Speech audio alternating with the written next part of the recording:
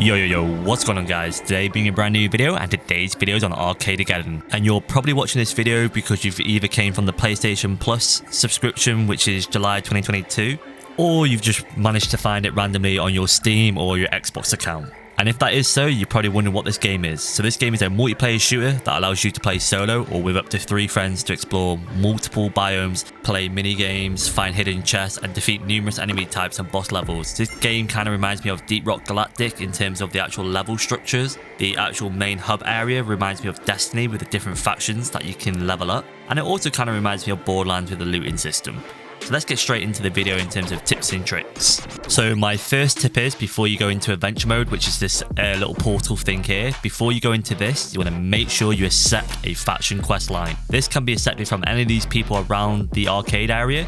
So I'm going to go to this lady here. These quest lines are going to give you a certain amount of XP for doing these. So you're going to have to do like 3 to 4 challenges. So it'll be like kill 200 people with a shotgun. But this depends on each faction. Each faction quest line is going to be different.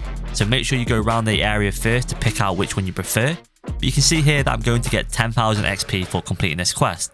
And there's like 3 other quests that you can do, which will give you cosmetics and experience. I highly recommend you doing this before you're going into a run, otherwise you're wasting some time and you could be gaining some easy XP by just doing these quest lines. Tip number 2, environment objects do not do damage to you. You can see here that I have 24 health, so if you go into any map, there'll be like some sort of explosive barrel, so you can use these really wisely against your enemies. Tip number 3, pay to live. If you're playing solo, you might need to heal like I do now. You can see that I have 24 health, but I have 367 credits. You can use credits to heal, but also if an enemy is coming close to you, you can use them to push them away and also do damage to them. So effectively, if you have a load of enemies behind you, you can use the shield to activate and it will push enemies back and do a little bit of damage whilst you're healing your character, which you can see in the bottom left corner. Another good feature that the pay to live machine has is if you go down in solo or if you are in co-op and you're really far away from your teammate, you can actually crawl to the machine. However, you will need 100 credits for this machine, otherwise you will not be able to get back up. But other than that, this is a really good tip, and I highly recommend you keeping it in your locker just in case you need it. Tip number 4, you want to make sure you're using the sliding mechanic. It is so useful in this game. It allows you to maneuver around the map very quickly. Also, other benefits, it allows you to do damage to the enemies as well if you're sliding it into them. This mechanic is also very useful for PvP because your movement is very crucial. Last but not least, this is really useful to destroy boxes. It's the most efficient way to do it. I'm just going to show you a clip here. Instead of getting your baseball bat or shooting your ammo, you can just do this.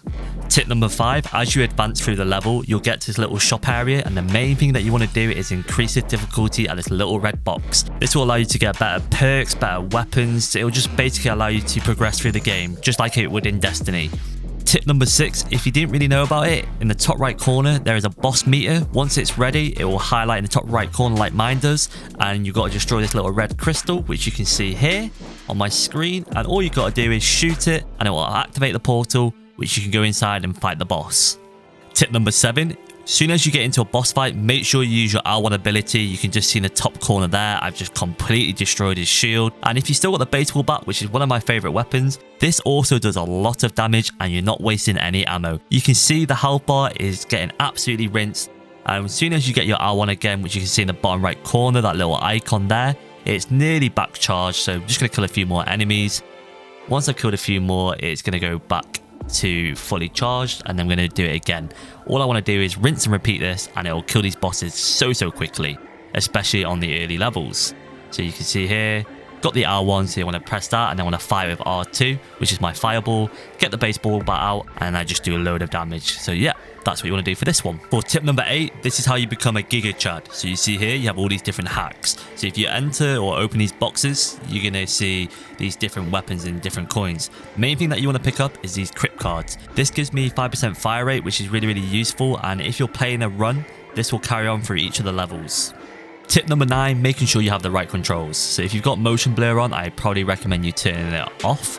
And I also probably recommend you turning off adaptive triggers, especially if you're going to be playing this game for PvP. I know having adaptive triggers is very immersive, but the last thing you want to be doing is fighting against your controller. This will allow you to aim easier, it will allow you to shoot, and it'll just be a lot smoother.